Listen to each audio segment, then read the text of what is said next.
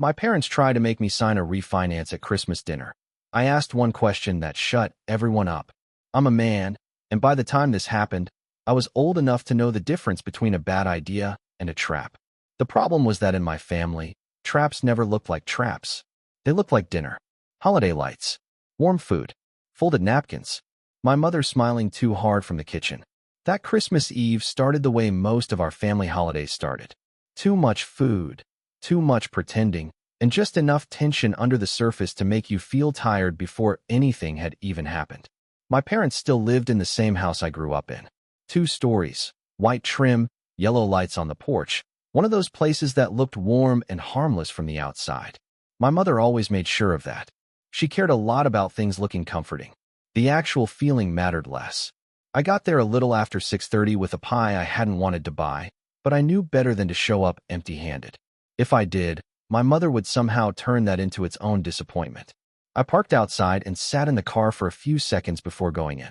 The steering wheel was cold, the radio was still playing something low and forgettable, and I remember staring at the front door like my body already knew it was a mistake to walk in. Nothing dramatic, just that old feeling, that quiet instinct telling you to stay alert. When I stepped inside, the heat hit me first, then the smell of roast, cinnamon, butter, and red wine. It smelled like a holiday commercial. My mother was good at that, good at making things look warm even when they weren't. She came into the hallway with a dish towel over her shoulder. "There you are," she said. "We were starting to think you weren't coming. Nice to see you too." She kissed my cheek and pulled back. "Your father's in the living room. Emily and Jason are already here." Of course they were. My younger sister Emily had never respected a clock in her life until being on time started helping her. Then suddenly she could show up exactly when she needed something. She and her husband Jason had been together for years and married for 3, and somehow they had spent that entire time stumbling from one financial mess into the next while still living like consequences were for other people. They bought an SUV they couldn't afford, a house they definitely couldn't afford, and furniture that looked expensive enough to impress people while being financed into the ground. They redid their kitchen while already behind on other bills. They lived like budgeting was some kind of insult. And every time things started slipping, my parents talked about them like they were unlucky, not reckless. I took off my coat and walked into the living room. My father was in his recliner with a glass of whiskey and the football game on mute. Emily was on the couch in a cream-colored sweater that probably cost too much. Jason was standing near the tree with his phone in his hand, pretending he wasn't glued to it. Nobody looked relaxed. That was the first thing I noticed. Not a fight, not obvious tension, just something off. Something in the air that felt staged, like I had walked in halfway through a conversation they had all agreed to pause until I arrived. Emily stood up and gave me a quick hug.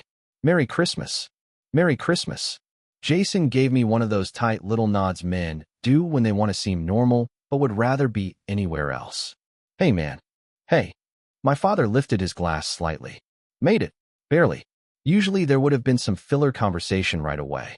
Traffic, work, weather, my mother complaining about crowded stores. Something. Instead, there was this strange pause where nobody seemed to know what to say first. Emily sat back down. Jason shoved his phone into his pocket. My father took a sip without looking at me. That knot in my stomach pulled a little tighter. I tried to break the weirdness. "So what's going on? You're all acting like somebody died in a tasteful way." Emily laughed, but it came a second too late. From the kitchen, my mother called out, "Wash your hands. Dinner's almost ready." That should have told me enough. My family had a pattern when something uncomfortable was coming. They rushed through the normal parts. They got you seated, got food in front of you, got the whole performance moving. Less conversation, less warmth, less room to leave. Then they dropped whatever they had planned. I washed my hands in the downstairs bathroom and looked at myself in the mirror for a second. 33 years old. Good job. Stable income. No real debt besides a car payment I was already ahead on. Some savings. Nothing flashy, but solid. And in my family, solid had slowly turned into a role. I was the responsible one, the reliable one, the one who didn't make scenes, the one who always seemed fine. That kind of label sounds nice when people say it out loud.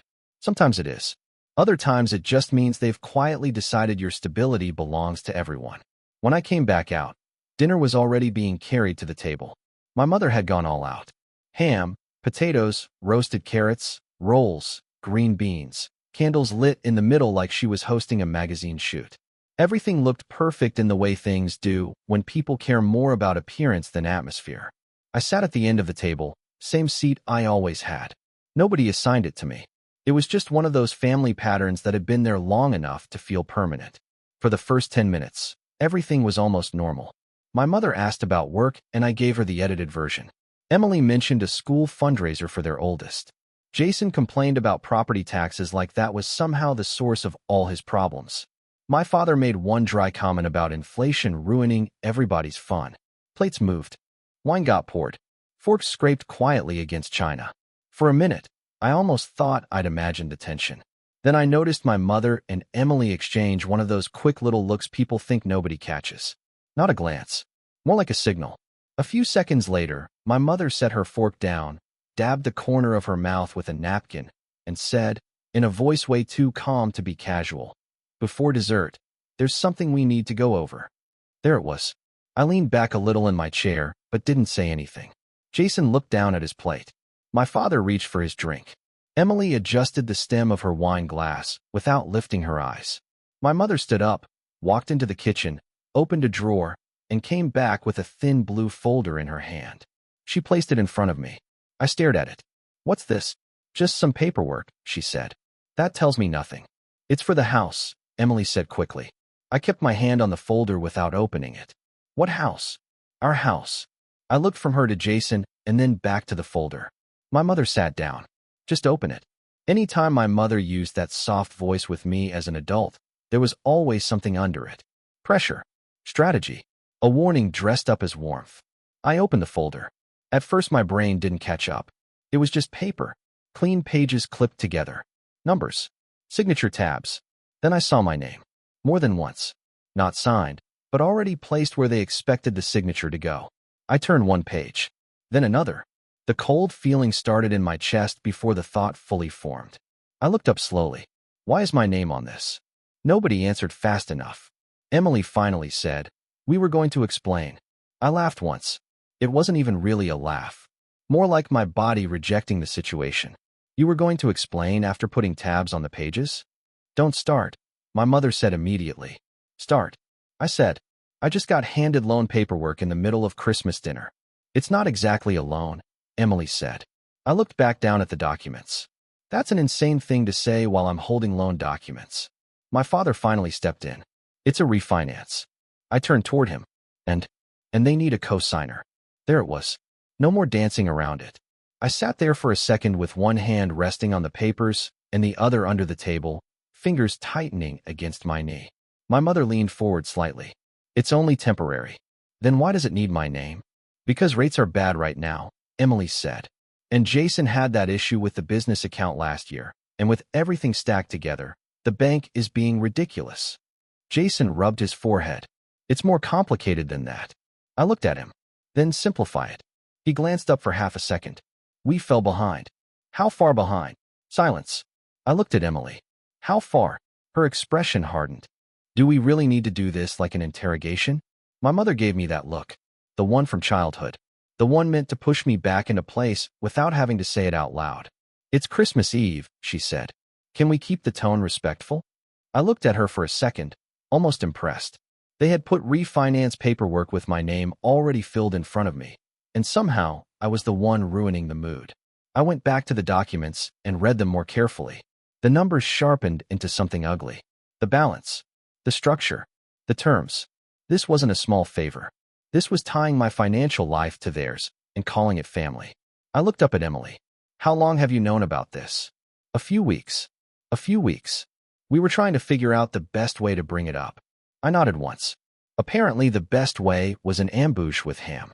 My father sighed, already annoyed that I wasn't making this easy. "You're acting like nobody explained anything." "No," I said. "I'm acting like my family built an entire holiday dinner around trying to corner me into signing something." My mother leaned forward again, voice low and gentle in that way that always meant the opposite. "Nobody is cornering you. Your sister is in a difficult situation, and family is supposed to step up when things get hard." Family. In my house, that word never really meant comfort. It meant leverage. It meant that if they needed something badly enough, Then your boundaries became selfish. I looked down at the yellow tabs marking where I was expected to sign. Not asked. Expected. That hit harder than the paperwork itself. Because if they had called me before, if they had sat me down honestly and said they were in trouble, I still probably would have said no. But at least I would have been treated like a person. At least I would have had a real choice. This wasn't that. This was pressure dressed up as Christmas dinner. Emily broke the silence. You know we'd do it for you. I looked at her so fast she stopped moving for a second. No, you wouldn't. The room changed immediately. My mother's mouth tightened. That was unnecessary. It was accurate. Emily stared at me. Wow. I kept my voice calm. You wouldn't do this for me because you can't. You're already underwater. And even if you could, nobody here would have built a holiday dinner around pressuring you into saying yes. Jason shifted in his chair. Come on, man. I looked at him. No, go ahead. Say whatever you were about to say. He didn't. Of course he didn't. Guys like Jason loved standing near messes they created and acting tired when anybody expected them to own one. My father set his glass down harder than he needed to. Enough. I turned toward him. Fine. Then answer me this. Who filled out this paperwork with my name already on it? Nobody said anything. I looked at my mother. Did you tell the bank I was in? We were just trying to move things along, she said. That was the moment something in me went completely still. Not angrier. Clearer. Move things along. That was how they saw it. The hard part was already decided. I was just the last formality. The signature. The reliable son. The stable one. I closed the folder and folded my hands on top of it. Then I looked around the table. My mother wasn't even looking at me anymore. My father kept staring into his glass. Emily had her arms crossed tight, shoulders stiff. Jason sat there looking down, like if he avoided eye contact long enough, none of this would land on him. That was when it really hit me. They had talked about this before I got there. Not just the paperwork. Me. They had sat somewhere, maybe at that same table, and discussed my finances like they were part of family inventory. Not my life. Not my risk. Just something they could move around if things got bad enough. I took a breath and asked the only question that mattered. If they miss payments again, I said, looking straight at my father. Who's actually stuck with the debt? The question hung there for a few seconds. Not long, but long enough for the room to go strange. The soft tick of silverware against a plate. The faint hum of the refrigerator from the kitchen. Somebody breathing through their nose a little too hard. Nobody answered. And that was my answer. I let the silence sit there. I didn't help them out of it. I didn't soften the question. I just sat there and looked at them. Then I nodded once. Okay, I said. So me. My mother reacted right away. That isn't what anyone is saying. It's exactly what everyone is saying. I tapped the folder lightly with 2 fingers. This isn't help. This is risk transfer.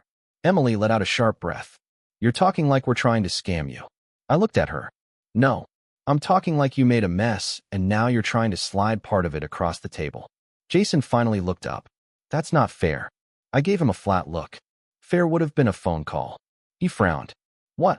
A phone call? Before tonight. Before the paperwork. Before the performance. You call me, tell me you're in trouble, and ask. You don't spring this on me in front of everybody and hope pressure does the rest. My father leaned back in his chair, already irritated. You're being too rigid. I looked at him. Rigid? Yes, he said. Family isn't supposed to be this cold. I almost smiled. No. Family also isn't supposed to be a coordinated ambush. My mother's voice sharpened. Don't be dramatic. Dramatic? You put loan documents in front of me at Christmas dinner. It's not a loan, Emily snapped. I opened the folder again and looked down at the pages. Then refinance documents magically developed my name for no reason. Jason dragged a hand over his face. We just need breathing room. I looked at him. How much breathing room costs $180,000? That made him flinch. So I had read the numbers right. Emily's eyes narrowed. You didn't even let us explain. I gave you the floor. You came in defensive. I stared at her for a second. I came in hungry. Then you handed me a debt package. My mother pressed her fingers together on the table, trying to pull the conversation back under control. You're making this uglier than it needs to be. I leaned back slightly. No, it already was ugly. You just expected me to smile through it. Emily turned toward me, eyes wide. You have no idea how stressed we've been. Then why are you yelling at me instead of the guy who helped build a life you couldn't afford? Jason lifted his head fast. What's that supposed to mean? I looked at him.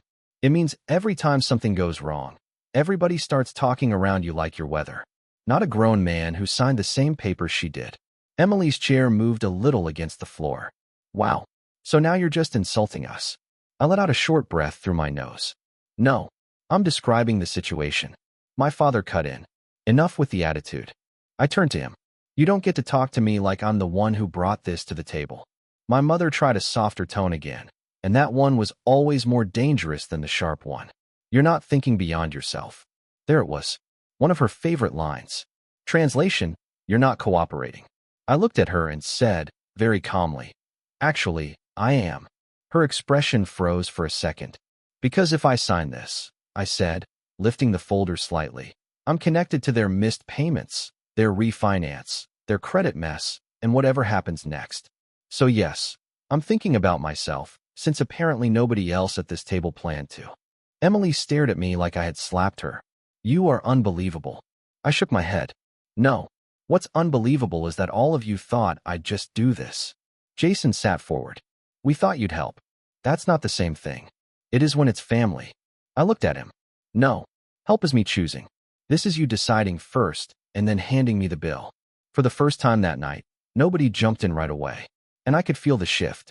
They were starting to realize I wasn't just resisting. I was out. My father picked up his drink again and said, more quietly this time.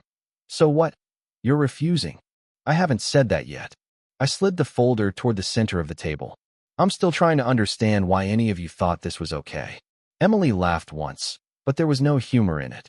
Because you're my brother. I looked at her, and she stared back at me like that was supposed to be enough. I waited. Being your brother doesn't turn me into collateral. My mother's jaw tightened. Watch your mouth. I turned to her. For what? Saying the quiet part out loud. Jason muttered. Man, you're making it sound ugly on purpose. I looked at him. No, I'm making it sound accurate. Then my mother pulled out the old weapon. The heavy one. The one she always used when logic stopped working. After everything we've done for you. There it was. That sentence had been floating around my entire life in different forms. We raised you. We supported you. We sacrificed. We gave. And somehow it always showed up right before they wanted something in return. I felt that old reflex in my chest. That old pull to calm things down, apologize, make the room easier to live in. But it didn't hold this time. I looked at her and kept my voice even. I never asked you to keep score. She stared at me. Emily's mouth fell open slightly, like she couldn't believe I had said it. My father's expression hardened immediately. That's a hell of a thing to say to your mother. I turned toward him. What's a hell of a thing is acting like raising me means I owe you this now. Nobody said anything. So I kept going. You don't get to raise your kids and then act shocked when they don't want to underwrite their sister's mortgage 15 years later. Emily pushed her chair back a few inches. You are being unbelievably cold. I looked at her for a second. No. Cold would be signing this and waiting to see how bad it gets. Jason shook his head. So that's it. You're just leaving us hanging. I gave him a long look. I'm not leaving you hanging. I'm leaving you where your own decisions put you. That one landed. Emily slapped her palm lightly against the table. I cannot believe you're doing this on Christmas Eve. I didn't even raise my voice. I can't believe you picked Christmas Eve for it. That was the moment the whole fake tone of the evening collapsed. My mother stopped pretending to be calm. My father stopped pretending to be reasonable. Emily stopped pretending she was just hurt. Jason stopped pretending he was barely involved. All of it was visible now. The pressure, the entitlement, the assumption that if they surrounded me correctly, I would eventually fold just to make the room normal again. I stood up. Not fast. Not angrily. Just done. My mother looked up. Where are you going? Home. My father's eyes narrowed. So that's what this is? You run. I stopped with one hand on the back of my chair and looked at him. No, I said. I leave. I closed the folder and placed it back in front of my mother. I leave things that are already rotten. Emily spoke through clenched teeth. I hope you never need anything from us. I put my coat on and looked back at her. If I ever do, I'll ask before filling out paperwork. Jason didn't say a word. My mother just sat there staring at me like I had done something cruel, something selfish, something she would repeat later with herself as the wounded party. Maybe in her mind, I had. But for the first time in that house, I didn't care. I grabbed my keys, walked to the front door, and opened it. The cold outside hit me hard, but it felt clean. Cleaner than the air in that dining room. Cleaner than the fake warmth, the candles, the folded napkins, the soft voices wrapped around pressure. I stepped out, closed the door behind me without slamming it, and walked to my car. And standing there in the dark with my breath turning white in front of me, I realized something that should have been obvious years ago. They were never shocked when I said no. They were shocked that I said it out loud and then left anyway. I thought that would be the end of it. It wasn't. I got home a little after 8 and sat in my apartment with the lights off for a while, still in my coat, keys on the counter, phone face down on the kitchen island. I wasn't shaking. I wasn't pacing. I just felt weirdly hollow, like my brain had pulled the emergency brake and everything in me was still catching up. Part of me kept replaying the dinner. Not the documents. The expressions. My mother when soft pressure stopped working. My father moving from irritated to offended like I had broken some rule by not cooperating. Emily going from nervous to angry the second she understood I wasn't an undecided vote. And Jason, sitting there like a man waiting for somebody else to solve the consequences of his own life. I made the mistake of looking at my phone. 3 texts, all from my mother. The first one had come in before I had even pulled out of their street. You embarrassed your sister tonight. The second came 10 minutes later. You could have handled that privately. The third landed right as I unlocked my front door. Call me when you're ready to stop acting like a stranger. I read all 3, then set the phone back down. No apology. No, this got out of hand. No acknowledgement that handing your son a refinance package at Christmas dinner was completely insane. In her mind, the real problem was how I had reacted, not what they had done. That was the family pattern right there. The person who breaks the script gets blamed harder than the people who wrote it. I poured myself a drink, sat on the couch, and tried not to think about it, which of course meant I thought about nothing else for the next 2 hours. By midnight, Emily had joined in. I don't know what she expected. Maybe that time would soften me. Maybe that distance would make me feel guilty. Maybe that she could reframe it if she got to me without our parents in the room. Her first text said, I really hope when you calm down you realize how cruel you were. I didn't answer. 5 minutes later, nobody was trying to use you. We were desperate. Then, you made it sound like we're trash. I stared at that last one for a while. Because that was Emily's real talent. She could take a situation built entirely around her choices and drag the emotional focus back onto how being confronted felt for her. I still didn't answer. Jason texted the next morning. Sorry about last night. Bad timing. We're just under a lot of pressure. That one almost made me laugh. Bad timing. Like they had accidentally brought up a movie recommendation at an awkward moment, not tried to tie me to a 6-figure refinance during Christmas dinner. I wrote back exactly 4 words. Then why ask me? He didn't answer. Around noon the next day, my father called. I almost let it ring out, but some old reflex made me pick up. Yeah. His voice was flat. Your mother's upset. That was his opening line. Not hello. Not Merry Christmas. Not maybe this got out of hand. Your mother's upset.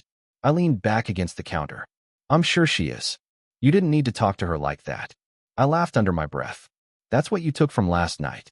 What I took from last night, he said, is that your family came to you for help and you acted like they were criminals. I looked out the window for a second before answering. No, your family came to me with paperwork already prepared and acted offended that I didn't sign on command. He was quiet for a second. Then he said, it wasn't on command. That annoyed me enough to make me smile. No? Then what was the folder? Decoration. They were trying to avoid losing the house. And I'm supposed to just ignore the fact that they already fell behind? They hit a rough patch. I shut my eyes for a second. Dad, rough patches don't remodel kitchens. That one actually got silence. Then he said, more sharply, you've always thought you were better than them. There it was. Not because I had said it. Because refusing to go down with them made it visible. I don't think I'm better than them, I said. I think I made different choices. You think that makes you smarter? No. I think missing mortgage payments while buying things you can't afford makes this predictable.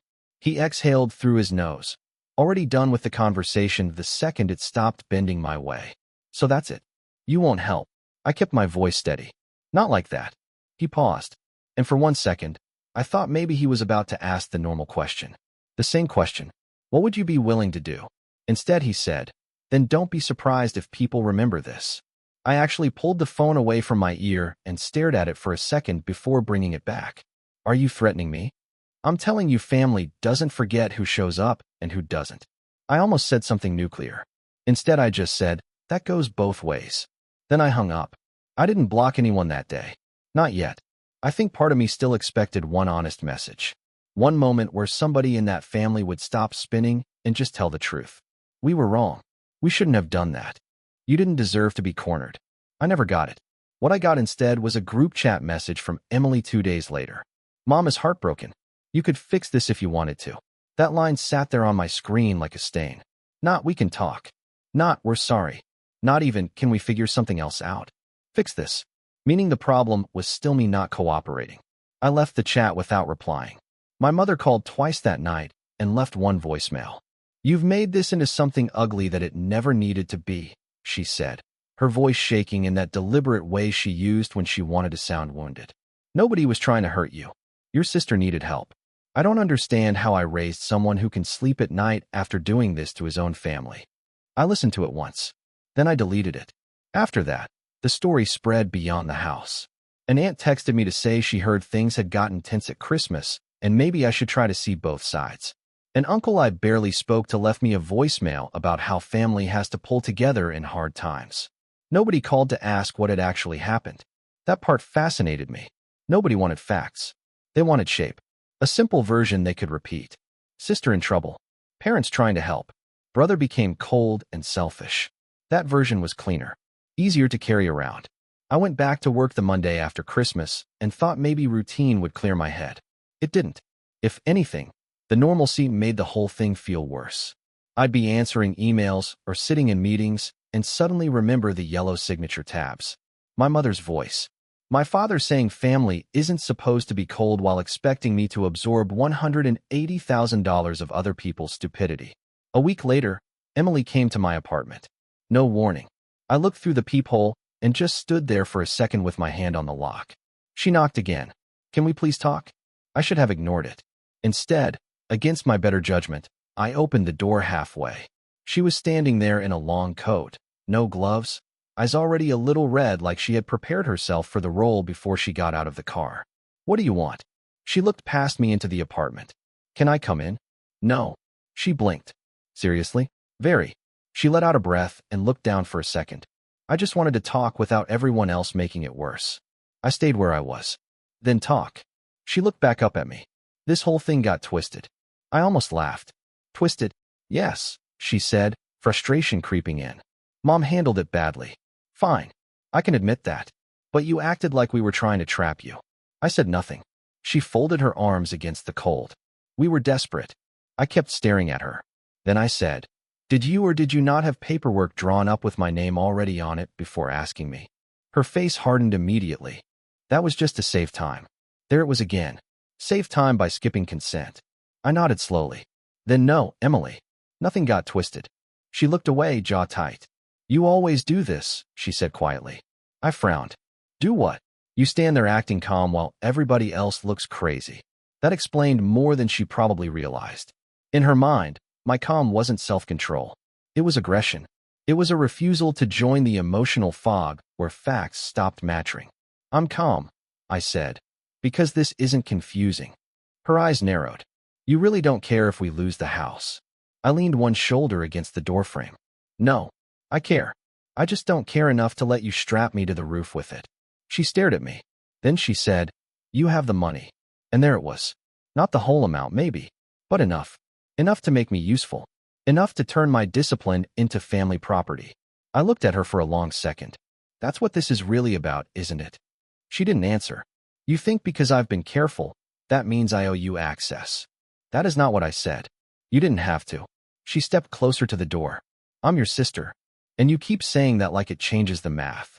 That hit her hard. I could see it in her face. Not because it was cruel.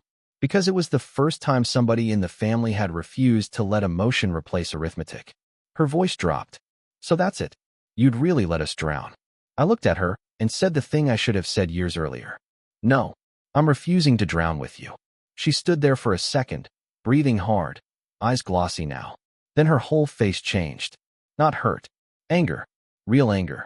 You know what, she said. You always thought you were too good for this family. I almost smiled. There it was again. The line people reach for when your boundaries expose their behavior. I shook my head. No, I just stopped letting you use me to feel stable. Her mouth tightened. For a second, I thought she might say something honest. Instead, she said, Mom was right about you. That made me pause. Meaning what? She laughed once, bitter and tired. That once you got comfortable, you forgot who got you there. I looked at her for a long moment. Then I said, very quietly, if that's really what all of you think, then I should have left a long time ago. She stared at me. Neither of us moved. Then I opened the door a little wider, just enough to point toward the hallway.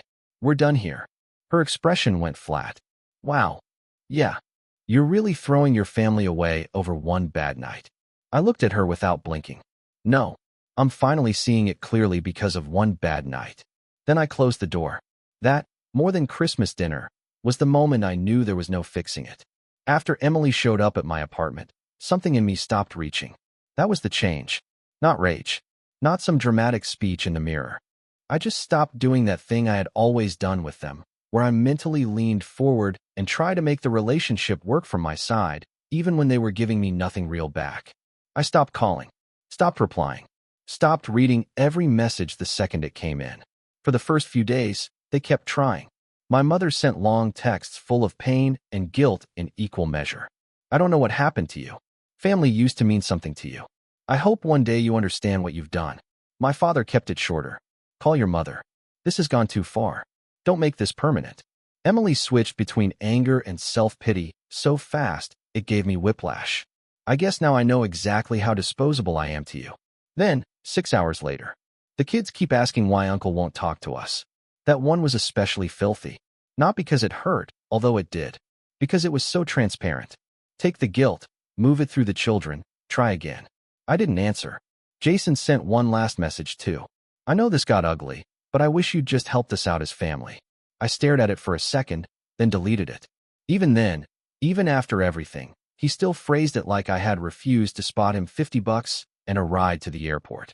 Help us out. Like I was the difficult one for not stepping into a financial sinkhole they had dug together. A little over 2 weeks after Christmas, my aunt called me again. Same aunt who had texted me earlier about seeing both sides. This time I answered because I was tired of the fog around it. Tired of the family version spreading while I stayed quiet. She got maybe 20 seconds into, I just think everyone's hurting before I cut in. Did anybody tell you they handed me co-signer paperwork with my name already filled in at Christmas dinner? Silence. Then, well, no. Did anybody mention it was for a refinance because they'd already fallen behind on the house? Another pause. No. Did anybody mention they had already moved forward assuming I'd say yes? Nothing. Then she said, carefully, your mother said things got emotional. I laughed. Of course she did. That was the family specialty. Sand off the facts, keep the emotional fog, then act confused about why everything feels complicated. I'm sure it did, I said. Right after I didn't sign a 6-figure liability package. My aunt didn't have much to say after that. The tone changed completely. Not fully on my side. But the confidence was gone. The script had cracks in it now. That call taught me something useful. Silence had been helping them. Not me. So when another relative reached out with some vague version of, I hate seeing the family split like this, I stopped protecting the scene. I told the truth plainly. They asked me to co-sign a refinance for $180,000. They filled out the paperwork before asking me. They did it at Christmas dinner. I said no. That was it. No long speeches. No emotional essay. Just facts. And facts did what arguments couldn't. By the end of January, the family pressure started thinning out. Not because they understood. Because the cleaner version of the story was harder to maintain once people knew what had actually happened. My mother still tried, though. She sent me an email one night with the subject line, "Please don't throw us away." I opened it and read exactly 3 paragraphs before closing it. It was all there. Her pain, her confusion, her hurt, her memories of raising me, her insistence that no one had meant to pressure me, her sadness over how one misunderstanding had turned into distance. Not one sentence about the documents. Not one sentence about my name being filled in before I agreed. Not one sentence about why any sane person would react well to that. Same pattern as always. Lots of feelings, nothing about what they actually did. I closed the email and archived it without replying. A few days after that, I got a message from Jason. Not emotional this time. Short. Cold. We found another option. I read it twice. That was all. No apology. No explanation. No acknowledgement that he and my sister had spent weeks acting like I was their last chance. Just, we found another option. I actually sat there and laughed. Because that one message exposed the whole thing better than anything else had. There had always been another option. Maybe not an easy one. Maybe not one they liked. Maybe it meant downsizing, selling, restructuring, going back to the bank, admitting they had lived above their means. But there had been another option. They just wanted mine. That was the part that settled everything in me. Not only had they tried to drag me into it, they had tried that before exhausting their real alternatives. Because asking me was cleaner, less painful, less humiliating. No lifestyle change. No real reckoning. Just shift the weight to the stable sibling and keep going. I didn't answer Jason. I blocked Emily that night. Then my mother. Then my father. Not in a dramatic burst. Not while shaking or crying or trying to make a point. I just sat on my couch, looked at the message history, and realized I was tired of being treated like a branch they could climb onto whenever the ground got ugly. So I cut it off. That spring, the silence felt strange at first. Then it felt peaceful. There's a stage after family rupture that nobody really talks about, because it doesn't sound dramatic enough to be satisfying. Nothing explodes. Nothing resolves neatly. You just slowly stop bracing. You wake up on a Saturday and realize you haven't checked your phone and panic all morning. You make dinner and notice you're not rehearsing imaginary arguments in your head. A holiday gets close, and instead of dread, you just feel empty space where pressure used to live. That was what no contact felt like for me. Not revenge. Relief. A few months later, one of my cousins mentioned through a mutual relative that Emily and Jason were still in the house, but barely. They had sold the SUV. Jason had picked up extra work. Emily had started talking about a hard season, like the whole disaster had come out of nowhere and not from years of playing dress-up with money they didn't have. Apparently, my mother was still telling people the family was taking some space. That phrase made me smile. Taking some space. Like this was mutual. Like we had all gently drifted apart instead of them trying to hand me 6 figures of risk over Christmas ham. I never corrected her. At that point, I didn't need anyone else to get it. I got it. That was enough. The last thing I ever heard directly from my father came through a birthday card 6 months later. No return address, just his handwriting inside. Families survive worse than this. I looked at that sentence for a long time. Then I put the card back in the envelope and threw it in a drawer with old tax papers and manuals I never used. Because he was right, in a way. Families do survive worse than that. But surviving is not the same as deserving access. That Christmas Eve, my parents handed me a folder and expected gratitude, obedience, and guilt to do the rest. What they got instead was the first honest answer I had ever given them. No. And for the first time in my life, that word didn't cost me peace. It bought it.